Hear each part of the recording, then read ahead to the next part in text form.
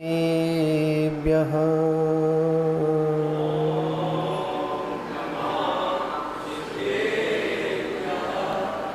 ॐ नमः सिद्धेभ्यः।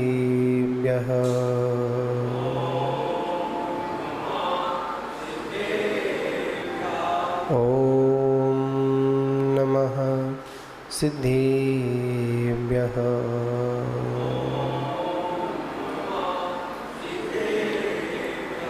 नमीनोड़े सब सिद्धे झाड़ोत्तम खब दीह दीह संसारे। दस दस दो दोड़ाजणे दस दो अणु पीहणम बोक्षी। नमो अरिहंताणम नमो सिद्धाणम नमो आयरीयाणम नमो वज्रायाणम नमो लोहे सवसाहुनम।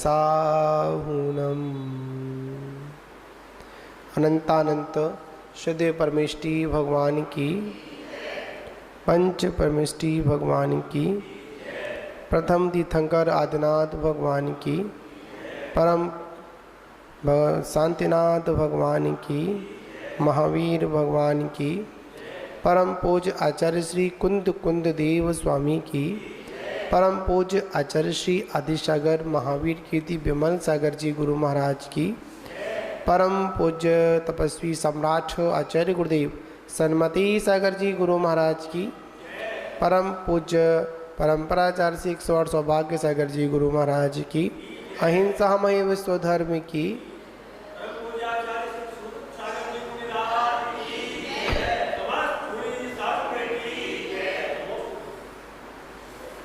हम सभी के कर्मों को नष्ट करने वाली और मोक्ष दिशा को प्राप्त कराने वाली आचार्य कुंद कुंद की देशना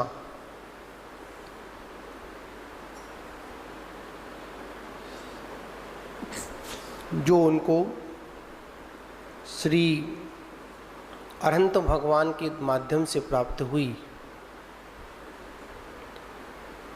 वह वैराग्य का चिंतन आचार्य महाराज का रहा। और उन आचार्य महाराज ने अपने वैराग्य के चिंतन को भगवान के उस देशना से मिलाते हुए हम सभी तक पहुंचाने का काम कर इस 12 अणुपेखा ग्रंथ की उन्होंने सुंदर रचना की। इस बात को याद रखना, हमारा चिंतन कितना भी प्रखर क्यों ना हो, जब तक वो चिंतन अनंत भगवान के बताए हुए उस देशना से मिल नहीं जाता है, मेल नहीं खाता है, तब तक वो चिंतन आत्म कल्याण में हेतु नहीं है। मनुष्य दो ही काम कर सकता है, या चिंता कर सकता है या चिंतन कर सकता है। और वो चिंतन अगर अपने आत्म कल्याण में हेतु हो जाए, वही वास्तविकता में चिंतन है। वरना चिंता भी दो प्रकार की, एक शुभ चिंता और एक अशुभ चिंता। जहाँ पर कसायदिक भाव है, रागाद्वेष की परिणति है, तो आचार्य कहते हैं वो हमारी शुभ चिंता नहीं है, अशुभ है। जहाँ पर रागाद्वेष को छोड़ने की चिंता है, तो वही आगे चलकर चिंतन में परिवर्तित हो जाता है। आज हम लोग एकत्व भावना, कौन सी भावना है? एयत्व अणुपेक्षा,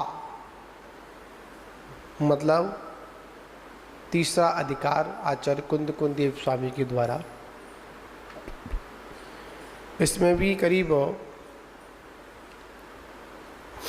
5 गाथाओं के माध्यम से इस अधिकार को टीकाकार ने पूर्ण किया। ये वाला अधिकार मुझे बहुत ही अच्छा लगता है। वैसे तो सारे अधिकार अच्छे हैं, पर इसमें जब बताया जाता है एअत्तो मतलब एकत्व, इस संसार में चाहे कितने भी लोग हमारे साथ चले, साथ उठे, साथ बैठे, साथ में रहना हो, साथ में जुड़ना हो, पर जब इस पर्याय को छोड़कर जाना होगा तो कोई हमारे साथ में नहीं जाएगा। बताओ कौन साथ में जाएगा? जाएगा क्या? नहीं जाएगा। कभी कभी जन्म भी एक साथ हो जाता है 2 जीवों का, मनुष्य पर्याय में, और त्रिंच पर्याय में तो एक साथ अनेक जीवों की उत्पत्ति एक साथ देखी जाती है। एक ही गर्भकाल, एक ही जन्म का समय, पर सभी की परिणति, सभी के कर्म कैसे होते हैं? अलग अलग होते हैं, एक से नहीं होते हैं। कभी कभी बाहर की वेशभूषा भी एक सी हो सकती है, कभी कभी यह चमड़ी भी एक सी हो सकती है, कभी कभी रंग रूप भी एक सा हो सकता है, पर अंतरंग के परिणाम एक से नहीं हो सकते हैं। आचार्य भगवान कहते हैं जो ये परिणाम है ना, यही हमारा परिणमन कराते हैं, ये हमारे परिणाम हैं, यही संसार की ओर लेकर जाते हैं, और यही जो परिणाम है ना, हमको संसार से पार भी लगाते हैं। किसके परिणाम? निज परिणाम ही। बड़ी सुंदर गाथा इसका अपन पाठ करेंगे। एको करेदि कम्मम, एको हिंड दीह दीह संसारे, एको जयदि मर दिया, तस् फलम भुंज दे इको। बड़ी सुंदर गाथा है, इसका सारभूत प्रस्तुत किया। आचार्य भगवंत कहते हैं इक्को करेदि कम्मम। गाथा 4 भागों में अपन डिवाइड करते हैं इसको। इक्को करेदि कम्मम, इक्को हिंडदी यह दीह संसारे, इक्को जयदी मरदी या, तस्य फलम भुंज दे इक्को। पैराग्राफ है, मतलब लाइन तो 2 ही हैं कथा की, बस डैश लगाने से 4 भागों में उसका डिवाइड हो जाता है। आज अपन यही समझेंगे इक्को करेदि कम्मम। क्या शब्द है? इक्को करेदि कम्मम। यह जीव अकेला ही कर्म करता है। क्या करता है? अकेला ही यह जीव। जीव में कौन सा जीव? संसारी जीव, जिसके साथ में कर्मों का संयोग है, या जिसके साथ में कर्मों का एक क्षेत्र अवगाहना है, बंधे हुए हैं, तो वो कौन है? वो संसारी जीव है। और जिसका कर्मों से पृथकता हो चुकी है। अब बताओ, जीव कर्म से अलग हुआ या कर्म जीव से अलग हुआ? पवन जी, जीव अलग हुआ, कर्म कभी अलग नहीं हुआ। कर्म क्यों छोड़ेगा बताओ? जिससे उसको मजबूती मिल रही हो, बताओ कौन किसका साथ छोड़ेगा? कोई छोड़ेगा क्या? साथ छोड़ना किसको है? साथ किसका छोड़ना है? कौन छोड़ने वाला है? कर्म का साथ छोड़ना है। और छोड़ने वाला कौन है?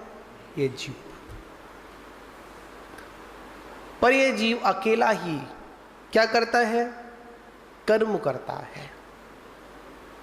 और फिर कहा, इक्को हिंड दी यह दिय संसारे, और अकेला ही यह जीव दीर्घ संसार में भ्रमण करता है। कौन करता है? ये जीव करता है। फिर कहा, इक्को जयदी मर्दिया, यह जीव अकेला ही जन्मता है और अकेला ही मरण को प्राप्त होता है, मरता है। फिर कहा, तस्स फलम भुंजदे इक्को। आचार्य कुंद देव स्वामी ने कहा, यह जीव अकेला ही कर्म का फल भी स्वयं अकेला ही भोगता है। बड़ी महत्वपूर्ण बात। इससे स्पष्ट कोई सुंदर दर्शन नहीं होगा। मिले होने पर भी, एक साथ रहने पर भी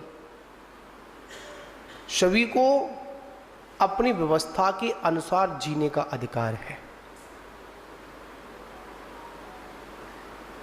जैसा कर्म करोगे वैसा ही फल मिलेगा। आचार्य भगवंत स्पष्ट कहते हैं, संसारी जीवा एकाकी एव कर्म करोति। क्या कहा? संसारी जीवा एकाकी एवं कर्म करोति। कौन कर्म करता है? अकेला। संसारी जीव करता है। हम चाहे बोलें हम उसके लिए कर्म करते हैं, झूठ। किसके लिए कर्म करते हैं? स्वयं के लिए कर्म करते हैं। चाहे वो अच्छा कर्म हो और चाहे बुरा कर्म हो। हाँ, अगर आपके साथ में कोई संयोग अवस्था है, निमित्त नैमित्तिक संबंध है, तो वह आपका सहयोगी बनेगा और आप उसके सहयोगी बनोगे। उसमें भी जो कुछ करेगा वो अपने कर्म के अनुसार ही करेगा। बात साफ साफ है। घर में 4 लोग रहते हैं, 5 लोग रहते हैं, सभी की विचारधारा, सभी की चिंतन, सभी के बोलचाल, सभी का उठना बैठना, सबका कैसा है? अपने अपने परिणामों के अनुसार है। ये थोड़ी आवाज़ कम कर दो, थोड़ा सा। ये पंखा आवाज़ कर रहा है ना, कहाँ से? थोड़ा कम कर दो। कहाँ से आवाज़ आ रही है देख लो उसको। समझे ना आप लोग? बात बड़ी मार्मिक है। और ये बात बड़ी मार्मिक इसलिए भी है क्योंकि ये बात हमको सीधे सीधे मोक्ष ले जाने वाली है। जब तक हमारे जीवन में ये श्रद्धा नहीं होगा कि मैं अकेला स्वयं हूं, मेरे साथ में कोई भी नहीं खड़ा हुआ है, जब तक किसी व्यक्ति को यह पता रहता है कि सामने वाला मेरा साथ देने वाला है, तो शायद वो व्यक्ति कभी अपने पैरों पर खड़ा भी नहीं हो पाता। अपने पैरों पर वही खड़ा हो पाता है जो ये चिंतन करता है कि मेरे को अब आगे की जिंदगी स्वयं ही जीनी है व्यवहारिक जीवन में। अगर किसी व्यक्ति को, अगर उसको अपने पैरों पर खड़ा करना है, सामने वाला खड़ा करना है, तो एक क्षण के लिए उसे अकेला छोड़ दो। क्या छोड़ दो? अकेला छोड़ दो। मानते हैं एक दो बार गिरेगा,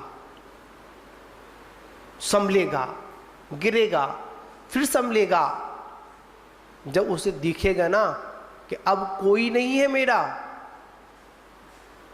क्या अब कोई नहीं है मेरा, जो कुछ करना है अकेले करना है। क्या करना है? क्यों प्रधान जी, कैसे करना है? अकेले करना है मुझे बस। जब अकेले ही करना है तो उसके अंदर आत्मबल बढ़ता है, और जब आत्मबल बढ़ता है तो कितने से बड़ा लक्ष्य क्यों ना हो, कितनी भी दूरियां क्यों ना हो, पर अपने कदमों को जब आगे बढ़ाता है ना तो मंजिल उसको अवश्य ही मिलती है। कैसे मिलती है? अकेले, मैं एकाकी हूं। पर हमारी दृष्टि पाप कार्य करने में एकाकी हूं। कैसे कार्य करने में? पाप काम तो अकेले ही करते हो, किसी को साथ लेकर करते हो क्या? अकेले करते हो। और पुण्य कार्य में समूह को साथ लेकर करते हो। आचार्य परवर यहां पर बड़ी सुंदर बात कहते हैं, समझिए, जानिए, चिंतन करिए एक बार। क्या चिंतन करना है? मैं एकाकी हूं। बड़ा सुंदर एक वैष्णव संप्रदाय में एक उदाहरण आता है, उसको अपन समझने के लिए समझेंगे। वैसे तो हमारे भी आगम में बहुत उदाहरण आते हैं, ऐसे कमी नहीं उदाहरणों की हमारे यहाँ। एक चोर ने, लुटेरे ने एक संत को पकड़ लिया, बांध कर डाल दिया। और संतों के पास क्या मिलेगा लूटने को? पिछी कमंडल मिलेगा, और तो कुछ मिलेगा ही नहीं। तो बांध दिया, और बांधने के बाद संत ने पूछा, आखिर में तूने मुझे बांधा है, ये सब कुछ कर रहा है, चोरी चपाटी कर रहा है, किसके लिए कर रहा है? अरे मैं उसको विवाह के लाया हूं ना, जिसने मेरे को जन्म दिया है, या जिन्हों को मैंने जन्म दिया है, उनके लिए कर रहा हूं। क्या बोला? किसके लिए कर रहा हूं मैं? जिसको विवाह कर लाया हूं, जिसने जन्म दिया है, या जिनको मैंने जन्म दिया है, उनके लिए कर रहा हूं।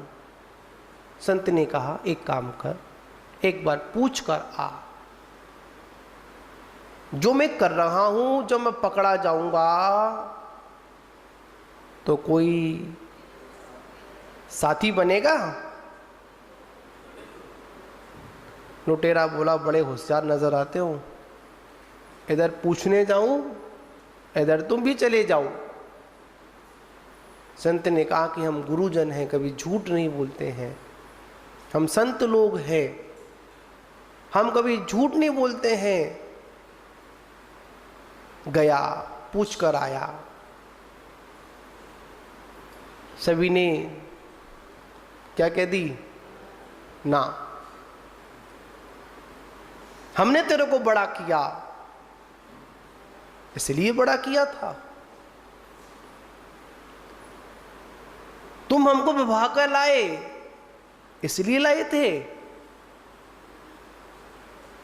वो बच्चे भी क्या बोल देंगे, कैसे लिए पैदा किया था, ये दिन दिखाने के लिए।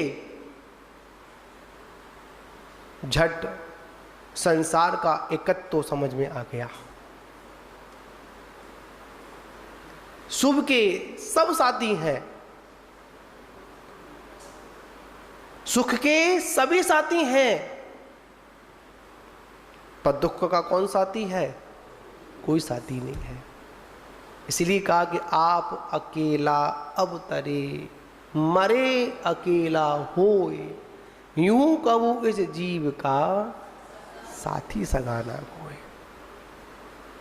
आचार्य भगवत इसी भाषा को यहां बता रहे हैं। संसारी जीव एकाकी एवं कर्म करोति, अकेला ही कर्म करता है संसारी जीव। जो कुछ करना है, संसार बढ़ाना है अकेले बढ़ाना है, संसार को क्षय करना है अकेले क्षय करना है। बताओ, हम भी कहते हैं, हमारे गुरु महाराज ने हमको दीक्षा दी ना, बड़ा उपकार किया दीक्षा देकर। इसका उपकार का कोई हम कभी नहीं चुका सकते हैं। कभी हमको मोक्ष होगा, क्या समझे? गुरु कृपा से व्रत मिल गए और हमने साधना के बल पर कभी या किसी चेले ने अगर श्रेणी आरोहण कर कर कर्मों का क्षय कर दिया, मोक्ष की प्राप्ति कर ली, तो कभी वो चेला ये बोला कि पहले गुरु को लेकर आऊं? कहेगा क्या? कभी नहीं कहेगा। एकाकी गुरु ने उपकार किया, ठीक है,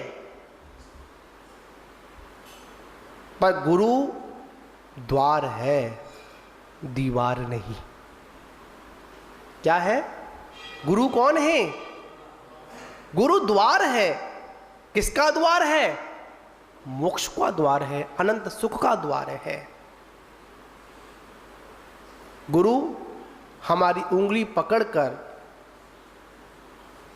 कभी कभी राजी नहीं, कभी कभी जबरदस्ती पकड़कर, क्या पकड़कर?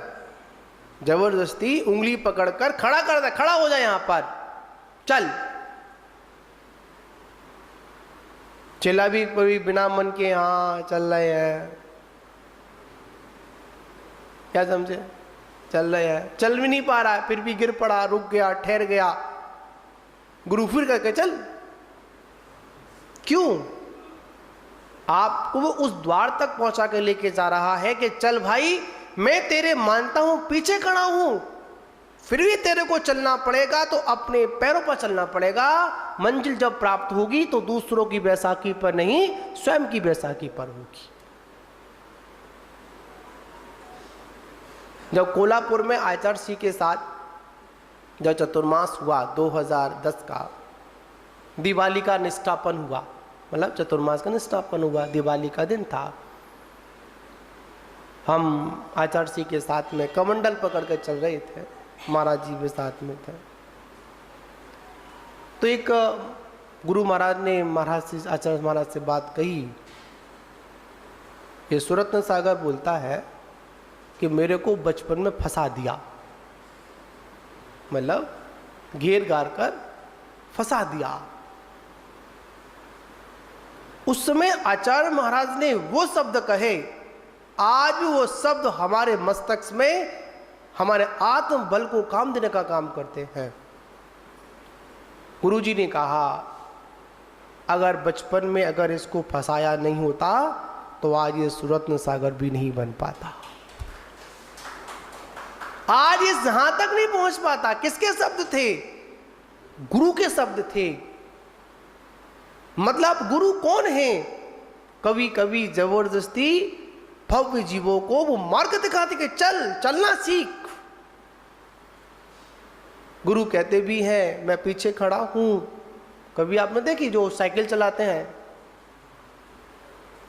अब तो ट्रेनिंग वाले भी होते हैं, पहले तो मोहल्ले के बच्चे ही आपस में साइकिल चलाना सिखाते थे। कैसे? चलाने वाला व्यक्ति सीट पर बैठ गया, हैंडल पकड़ लिया, और पीछे एक हेल्पर, ट्रेनर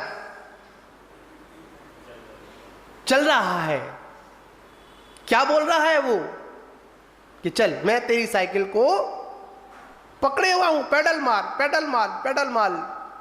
और जैसे मारता है तो क्या होता है? मारते मारते मारते मारते बीच में छोड़ भी देता है, साइकिल चली जाती है, फिर पकड़ लेता है, फिर छोड़ देता है, कभी रुक भी जाता है, कभी साइकिल के पीछे पीछे भी भागता है, कहीं गिर ना जाए। और एक समय क्या आता है कि साइकिल चलाना सीख जाते हैं तो ट्रेनर छूट जाता है। उसी प्रकार में जहां मोक्ष मार्ग पर अकेला चलना सीख जाते हैं तो गुरु भी क्या करता है, पर गुरु कहता है चलना तो अकेला पड़ेगा बेटा, मेरे ऊपर मत चलना, कब तक मेरा साथ लेगा। हाँ, जब तेरे को आवश्यकता पड़ेगी मैं खड़ा हुआ हूं। गुरु संदेश देते हैं यह जीव अकेला ही कर्म करता है, याद रखना, मैं तुझे व्रत दे सकता हूं, व्रतों का पालन तो तुझे स्वयं अकेले ही करना पड़ेगा, मैं तेरे व्रतों को पालन नहीं कर सकता।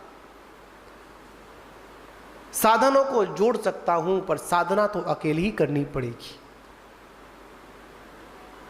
आचार्य भगवंत कहते हैं कर्मों, कम से कम इस पंचम काल में कर्मों का संपूर्णता क्षय नहीं कर पाए तो कम से कम कर्मों का व्यवस्था में शुभ कर्म का आश्रम करे, अशुभ कर्म को तो करे ही नहीं।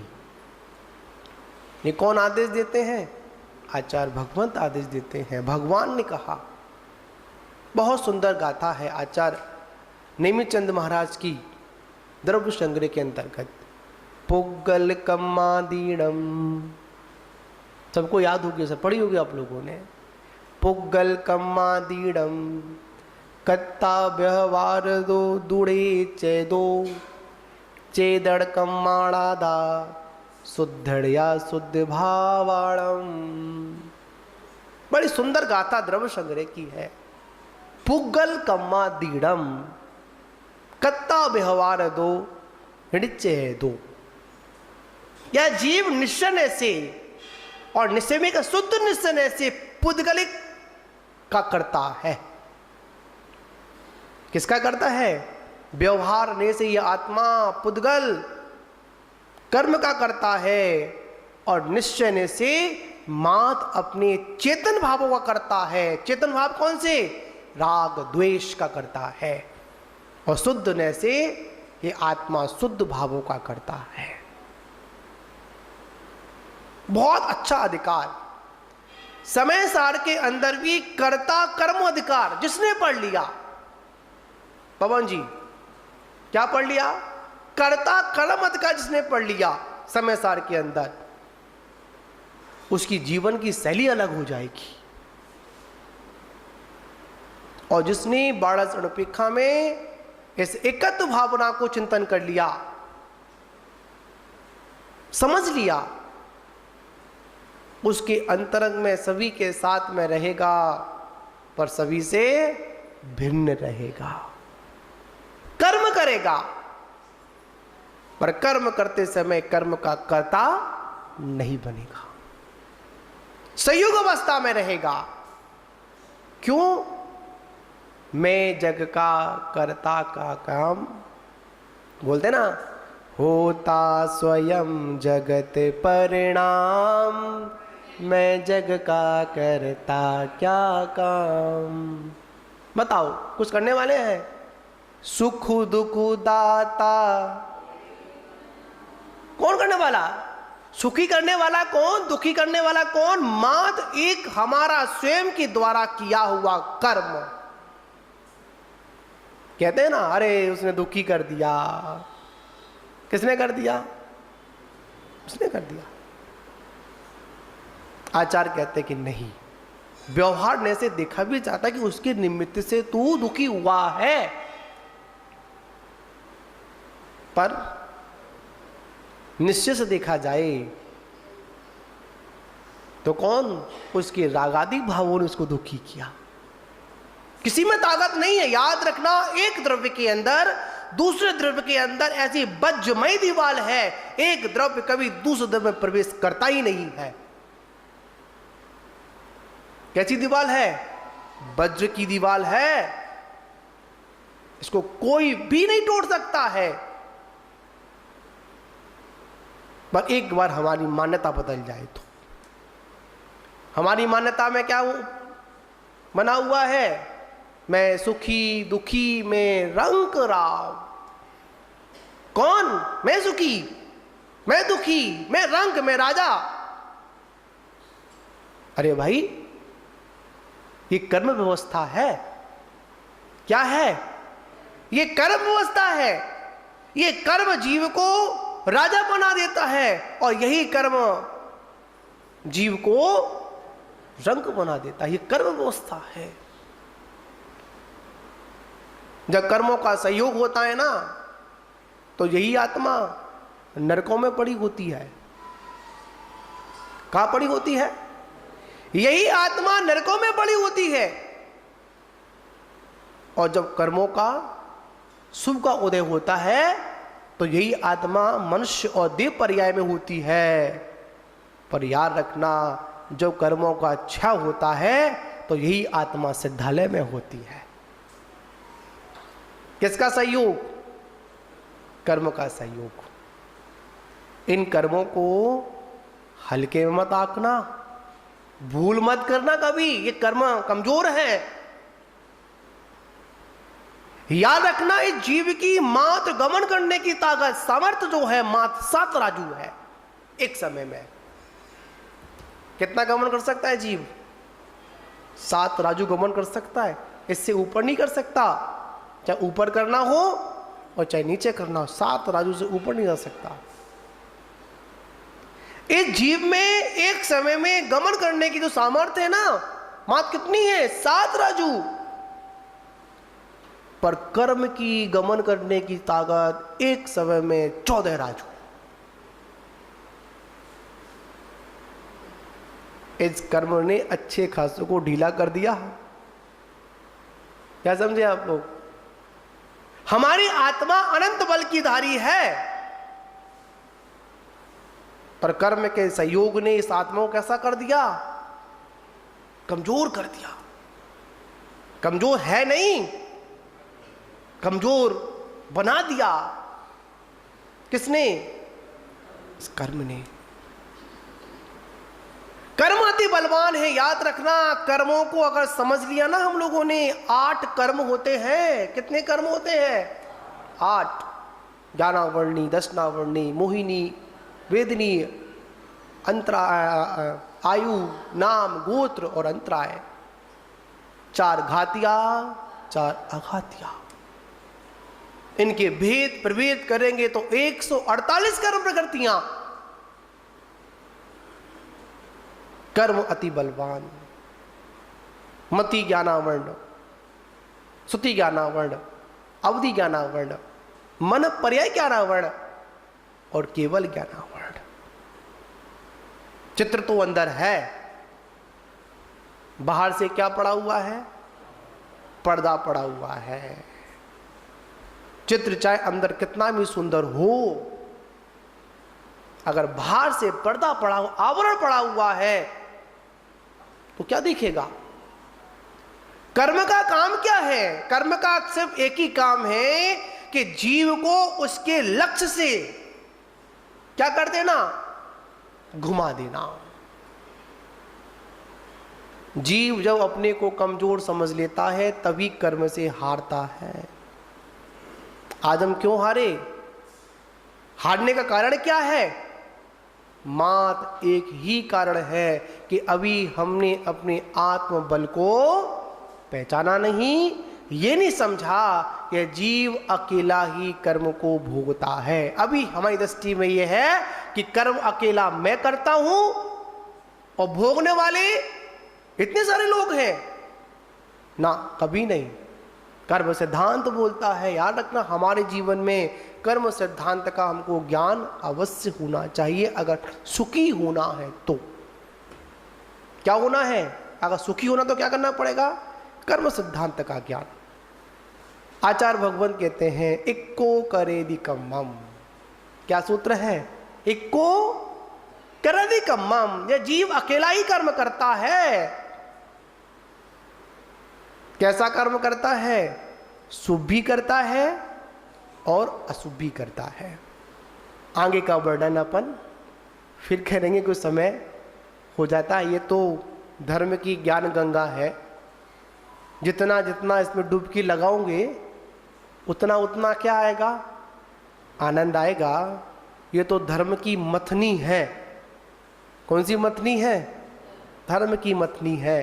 जब माता जी बोल रही थे ना, एक गृहिणी होती है, मथती है ना, समय समय पर पानी भी लगाती है, मथती भी है, तब क्या प्राप्त होता है? उसमें नवनीत वाला घृत प्राप्त होता है, लोनी प्राप्त होती है।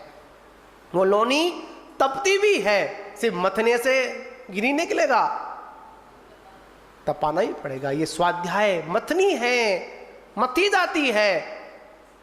इसमें से क्या निकलती है? लोनी निकलती है ना। लोनी कब निकलती है? जब कोई योगी उसको पढ़कर उसको क्या बोलते हैं, मक्खन को तपाता है, तब जाकर, याद रखना, जुर्मानी से मक्खन मिलता है, पर मक्खन के बाद घी तब प्राप्त होता है जब हम उसको तप पर तपाते हैं। ठीक है ना? बाकी का वर्णन अपन फिर करेंगे। और इस एकत्व भावना वाले प्रकरण में हमको जल्दीबाजी नहीं करेंगे। ठीक है ना? ये समझ में आ गया तो पूरा जनवाणी का सार समझ में आ गया। और एकत्व ही समझ में नहीं आया, मैं ही समझ में नहीं आया, तो बाकी कितनी पढ़ाई कर लो तो क्या मतलब की। ठीक है ना? इसलिए हमको समझना है। जय बोलो शांतिनाथ भगवान की जय। एकाकी एवं कर्म करोति। कौन कर्म करता? अकेला। संसारी जीव करता है। हम चाहे बोले हम उसके लिए कर्म करते हैं, झूठ। किसके लिए कर्म करते हैं? स्वयं के लिए कर्म करते हैं।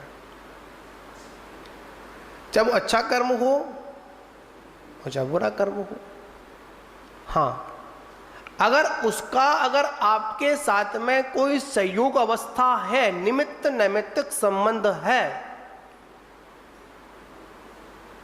तो वह आपका सहयोगी बनेगा और आप उसके सहयोगी बनोगे।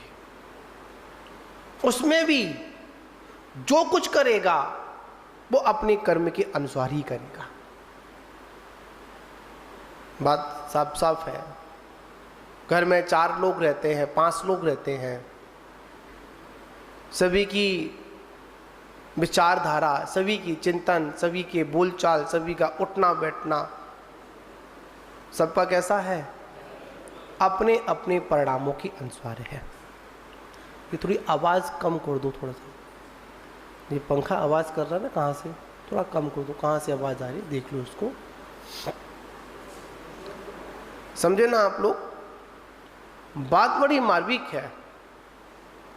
और ये बात बड़ी मार्मिक इसलिए भी है क्योंकि ये बात हमको सीधे सीधे मोक्ष ले जाने वाली है। जब तक हमारी जीवन में ये श्रद्धा नहीं होगा कि मैं अकेला स्वयं हूं, मेरे साथ में कोई भी नहीं खड़ा हुआ है, जब तक किसी व्यक्ति को ये पता रहता है कि सामने वाला मेरा साथ देने वाला है, तो शायद वो व्यक्ति कभी अपने पैरों पर खड़ा भी नहीं हो पाता। अपने पैरों पर वही खड़ा हो पाता है जो ये चिंतन करता है कि मेरे को अब आगे की जिंदगी स्वयं ही जीनी है व्यवहारिक जीवन में। अगर किसी व्यक्ति को, अगर उसको अपने पैरों पर खड़ा करना है, सामने वाला खड़ा करना है, तो एक क्षण के लिए उसे अकेला छोड़ दो। क्या छोड़ दो? अकेला छोड़ दो। मानते हैं 1-2 बार गिरेगा, संभलेगा, गिरेगा, फिर संभलेगा। जब उसे दिखेगा ना कि अब कोई नहीं है मेरा, क्या? अब कोई नहीं है मेरा, जो कुछ करना है अकेले करना है। क्या करना है? क्यों प्रधान जी, कैसे करना है? अकेले करना है मुझे बस। जब अकेले ही करना है तो उसके अंदर आत्मबल बढ़ता है। और जब आत्मबल बढ़ता है तो कितने से बड़ा लक्ष्य क्यों ना हो, कितनी भी दूरियां क्यों ना हो, पर अपने कदमों को जब आगे बढ़ाता है ना तो मंजिल उसको अवश्य ही मिलती है। कैसे मिलती है? अकेले, मैं एकाकी हूं। पर हमारी दृष्टि पाप कार्य करने में एकाकी हूं। कैसे कार्य करने में? पाप काम तो अकेले ही करते हो, किसी को साथ लेकर करते हो क्या? अकेले करते हो। और पुण्य कार्य में समूह को साथ लेकर करते हो। आचार्य परवर यहां पर बड़ी सुंदर बात कहते हैं, समझिए, जानिए, चिंतन करिए एक बार। क्या चिंतन करना है? मैं एकाकी हूं। बड़ा सुंदर एक वैष्णव संप्रदाय में एक उदाहरण आता है, उसको अपन समझने के लिए समझेंगे। वैसे तो हमारे भी आगम में बहुत उदाहरण आते हैं, ऐसे कमी नहीं उदाहरणों की हमारे यहाँ। एक चोर ने, लुटेरे ने एक संत को पकड़ लिया,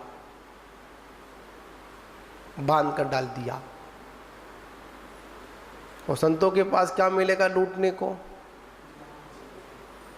पिछी कमंडल मिलेगा, और तो कुछ मिलेगा ही नहीं। तो बांध दिया, और बांधने के बाद संत ने पूछा, आखिर में तूने मुझे बांधा है, ये सब कुछ कर रहा है, चोरी चपाटी कर रहा है, किसके लिए कर रहा है?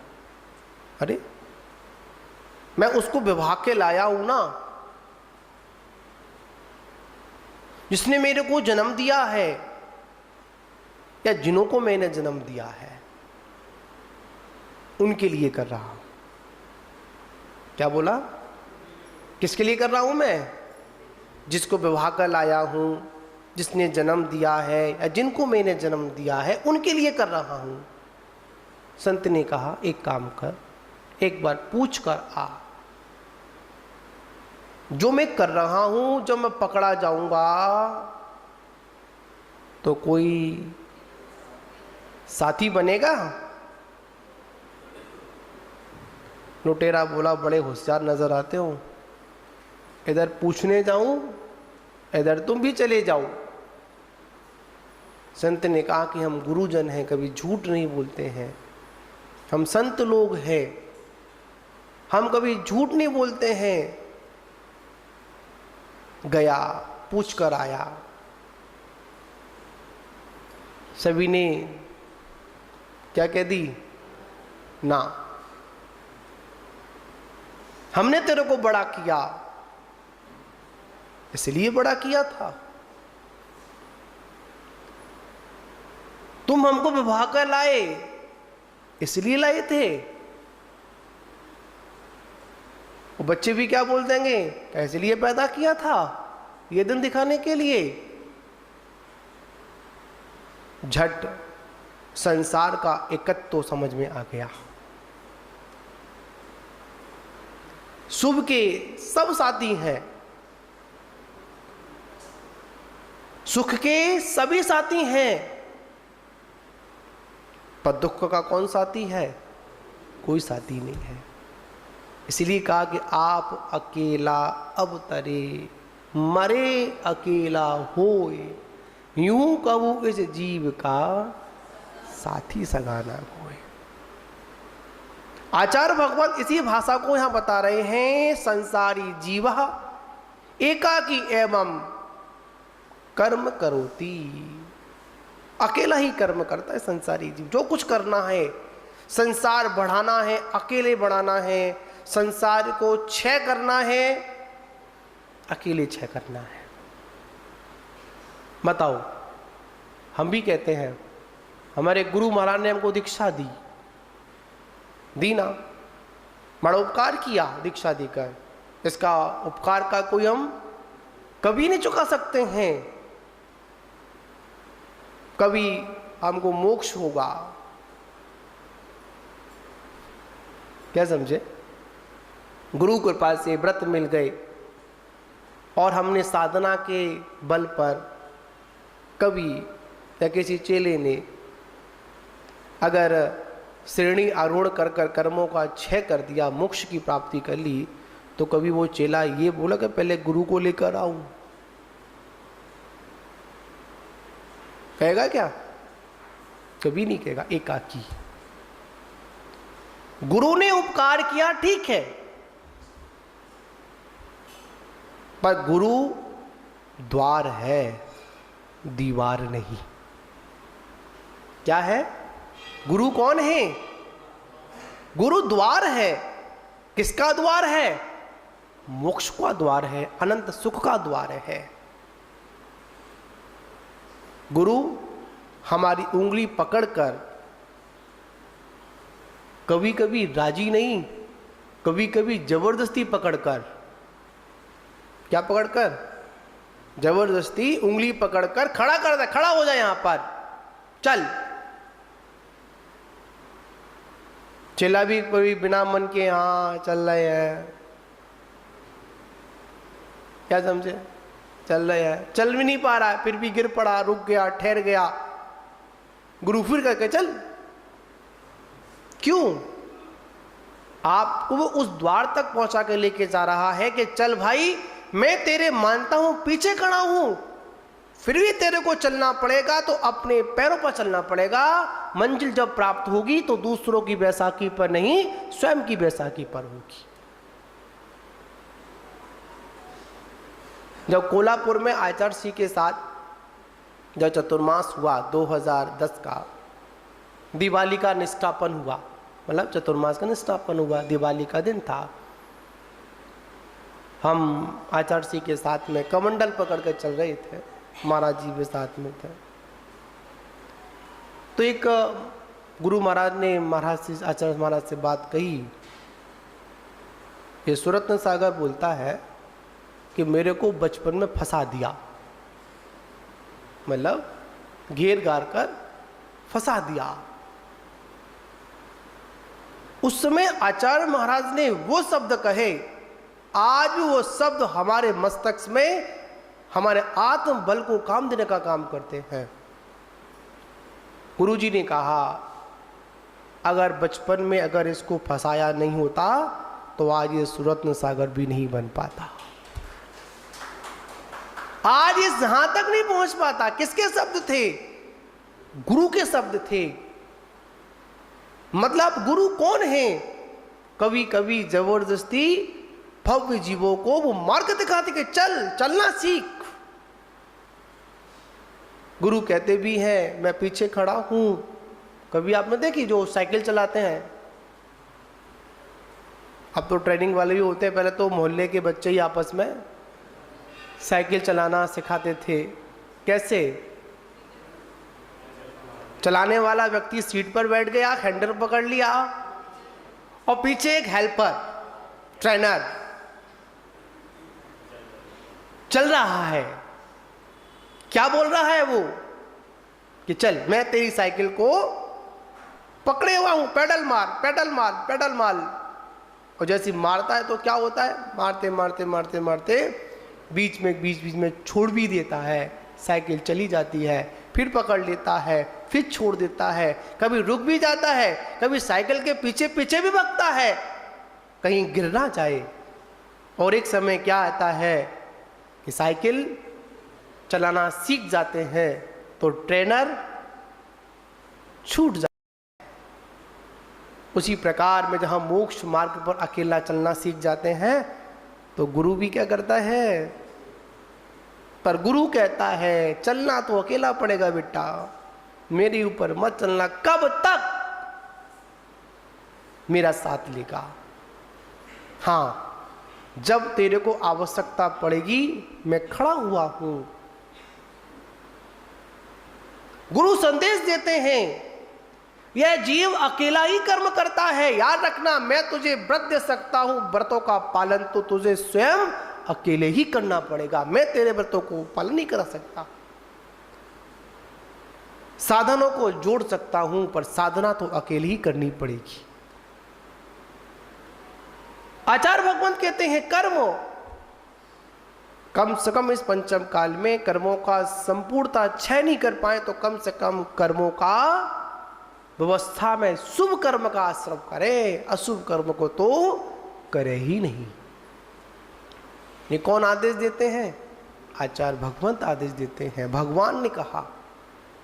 बहुत सुंदर गाथा है आचार्य नेमिचंद महाराज की द्रव्य संग्रह के अंतर्गत। पुग्गल कम्मादीणम, सबको याद होगी, सब पढ़ी होगी आप लोगों ने। पुग्गल कम्मादीणम कत्ता व्यवहार दो दूड़े चेदो चेदड़ कम्माणादा शुद्धड़या शुद्ध भावाणम। बड़ी सुंदर गाथा द्रव्य संग्रह की है। पुग्गल कम्मादीणम कत्ता व्यवहार दो ऋचे दो। यह जीव निश्चय से और निश्चय का शुद्ध निश्चय से पुद्गलिक का करता है। किसका करता है? व्यवहार ने से यह आत्मा पुद्गल कर्म का करता है और निश्चय ने से मात अपने चेतन भावों का करता है। चेतन भाव कौन से? राग द्वेष का करता है। और शुद्ध ने से ये आत्मा शुद्ध भावों का करता है। बहुत अच्छा अधिकार।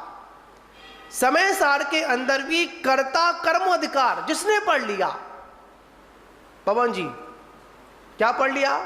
कर्ता कर्म अधिकार जिसने पढ़ लिया समय सार के अंदर, उसकी जीवन की शैली अलग हो जाएगी।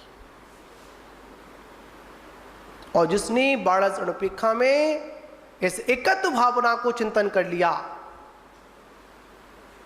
समझ लिया, उसके अंतरंग में सभी के साथ में रहेगा पर सभी से भिन्न रहेगा। कर्म करेगा पर कर्म करते समय कर्म का कर्ता नहीं बनेगा, संयोग अवस्था में रहेगा। क्यों? मैं जग का कर्ता का काम, बोलते ना, होता स्वयं जगत परिणाम, मैं जग का करता क्या काम। बताओ, कुछ करने वाले हैं? सुख दुख दाता कौन करने वाला? सुखी करने वाला कौन? दुखी करने वाला कौन? मात्र एक हमारा स्वयं के द्वारा किया हुआ कर्म। कहते हैं ना, अरे उसने दुखी कर दिया। किसने कर दिया? उसने कर दिया। आचार्य कहते कि नहीं, व्यवहार ने से देखा भी जाता कि उसके निमित्त से तू दुखी हुआ है, पर निश्चय से देखा जाए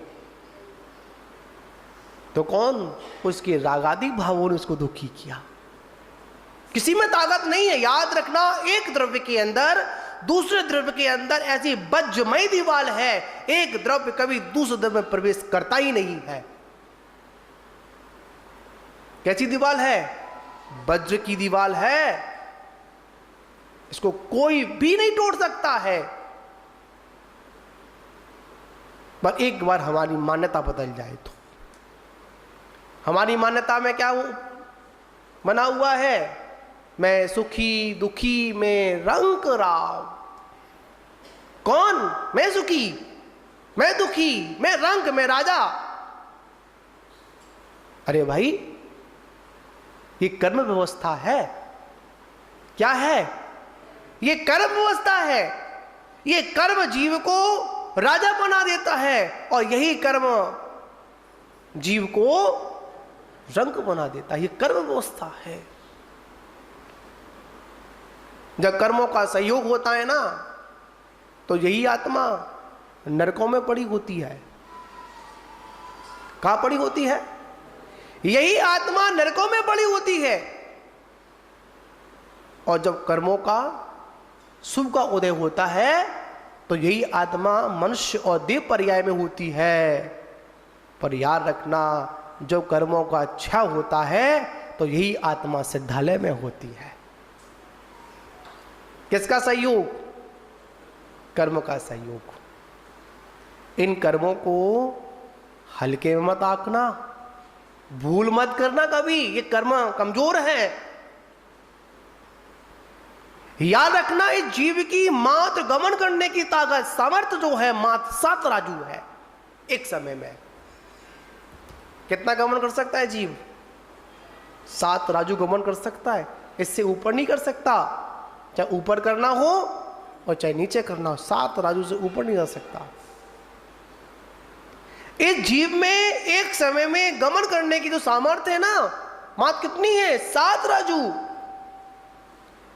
पर कर्म की गमन करने की ताकत एक समय में 14 राजू। इस कर्म ने अच्छे खासों को ढीला कर दिया। क्या समझे आप लोग? हमारी आत्मा अनंत बल की धारी है, पर कर्म के संयोग ने इस आत्मा को कैसा कर दिया? कमजोर कर दिया। कमजोर है नहीं, कमजोर बना दिया। किसने? इस कर्म ने। कर्म अति बलवान है, याद रखना।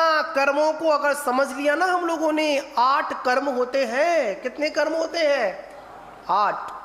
ज्ञानावर्णी, दशनावर्णी, मोहिनी, वेदनी, आयु, नाम, गोत्र और अंतराय। 4 घातिया, 4 अघातिया। इनके भेद प्रभेद करेंगे तो 148 कर्म प्रकृतियां। कर्म अति बलवान। मति ज्ञानावर्ण, श्रुति ज्ञानावर्ण, अवधि ज्ञानावर्ण, मन पर्याय ज्ञानावर्ण और केवल ज्ञानावर्ण। चित्र तो अंदर है, बाहर से क्या पड़ा हुआ है? पर्दा पड़ा हुआ है। चित्र चाहे अंदर कितना भी सुंदर हो, अगर बाहर से पर्दा पड़ा हुआ, आवरण पड़ा हुआ है, तो क्या दिखेगा? कर्म का काम क्या है? कर्म का सिर्फ एक ही काम है कि जीव को उसके लक्ष्य से क्या कर देना? घुमा देना। जीव जब अपने को कमजोर समझ लेता है तभी कर्म से हारता है। आज हम क्यों हारे? हारने का कारण क्या है? मात्र एक ही कारण है कि अभी हमने अपने आत्म बल को पहचाना नहीं, ये नहीं समझा कि जीव अकेला ही कर्म को भोगता है। अभी हमारी दृष्टि में यह है कि कर्म अकेला मैं करता हूं और भोगने वाले इतने सारे लोग हैं ना, कभी नहीं। कर्म सिद्धांत बोलता है, याद रखना, हमारे जीवन में कर्म सिद्धांत का हमको ज्ञान अवश्य होना चाहिए। अगर सुखी होना है तो क्या होना है? अगर सुखी होना तो क्या करना पड़ेगा? कर्म सिद्धांत का ज्ञान। आचार्य भगवंत कहते हैं, इक्को करेदि कम्मम। क्या सूत्र है? इक्को करेदि कम्मम। यह जीव अकेला ही कर्म करता है। कैसा कर्म करता है? शुभ भी करता है और अशुभ भी करता है। आगे का वर्णन अपन फिर करेंगे, कुछ समय हो जाता है। ये तो धर्म की ज्ञान गंगा है, जितना जितना इसमें डुबकी लगाओगे उतना उतना क्या आएगा? आनंद आएगा। ये तो धर्म की मथनी है। कौन सी मथनी है? धर्म की मथनी है। फिर माता जी बोल रही थे ना, एक गृहिणी होती है, मतती है ना, समय समय पर पानी भी लगाती है, मथती भी है, तब क्या प्राप्त होता है? उसमें नवनीत वाला घृत प्राप्त होता है, लोनी प्राप्त होती है। वो लोनी तपती भी है, सिर्फ मथने से गिरी निकलेगा, तपाना ही पड़ेगा। ये स्वाध्याय मथनी है, मथी जाती है। इसमें से क्या निकलती है? लोनी निकलती है ना। लोनी कब निकलती है? जब कोई योगी उसको पढ़कर उसको क्या बोलते हैं, मक्खन को तपाता है, तब जाकर, याद रखना, जुर्मानी से मक्खन मिलता है, पर मक्खन के बाद घी तब प्राप्त होता है जब हम उसको तप पर तपाते हैं। ठीक है ना? बाकी का वर्णन अपन फिर करेंगे। और इस एकत्व भावना वाले प्रकरण में हमको जल्दबाजी नहीं करेंगे, ठीक है ना। ये समझ में आ गया तो पूरा जनवाणी का सार समझ में आ गया। और एकत्व ही समझ में नहीं आया, मैं ही समझ में नहीं आया, तो बाकी कितनी पढ़ाई कर लो तो क्या मतलब की, ठीक है ना। इसलिए हमको समझना है। जय बोलो